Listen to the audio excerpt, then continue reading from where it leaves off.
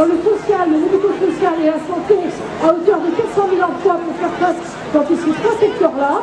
Et il faut arrêter de façon générale avec les... Alors moi je m'appelle Marine Michel, je suis éducatrice spécialisée. Je travaille actuellement au sein d'un institut médico-éducatif dans le 92, voilà, avec des enfants en situation de handicap qui ont entre 5 et 15 ans. Donc je suis Elsa, je suis psychomotricienne dans un service de soins infirmiers à domicile et une équipe spécialisée Alzheimer qui intervient à domicile. Moi je suis infirmière donc dans un foyer médico-social. Ça fait 12 ans que je travaille, nous sommes dans un milieu psy et nous sommes un établissement public, donc c'est-à-dire rattaché par un CHS.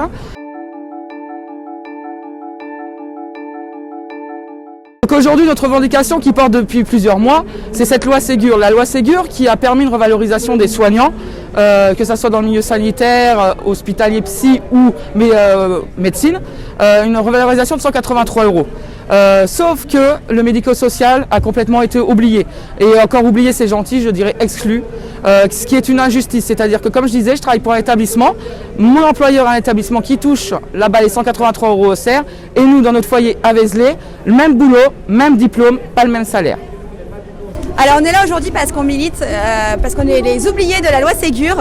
C'est-à-dire qu'aujourd'hui on va revaloriser les salaires du secteur sanitaire en oubliant le médico-social et le social, qui fait qu'à long terme, les professionnels, comme les éducateurs spécialisés par exemple, vont d'abord privilégier probablement le secteur sanitaire, donc tout ce qui est milieu hospitalier, avant de peut-être s'intéresser au milieu du social et du médico-social, parce qu'on gagnerait moins. Donc voilà, ça, à long terme, ça créera des injustices et des problèmes de recrutement, donc voilà. C'est un ras-le-bol, l'impression de ne pas être reconnu dans notre métier.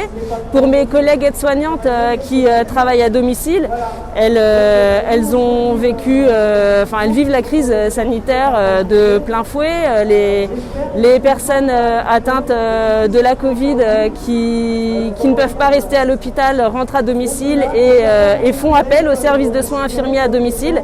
On ne comprend pas pourquoi ces aides-soignantes ne touchent pas la prime au même titre que les aides-soignantes qui travaillent à l'hôpital, alors que on a un peu l'impression que c'est du soin low cost.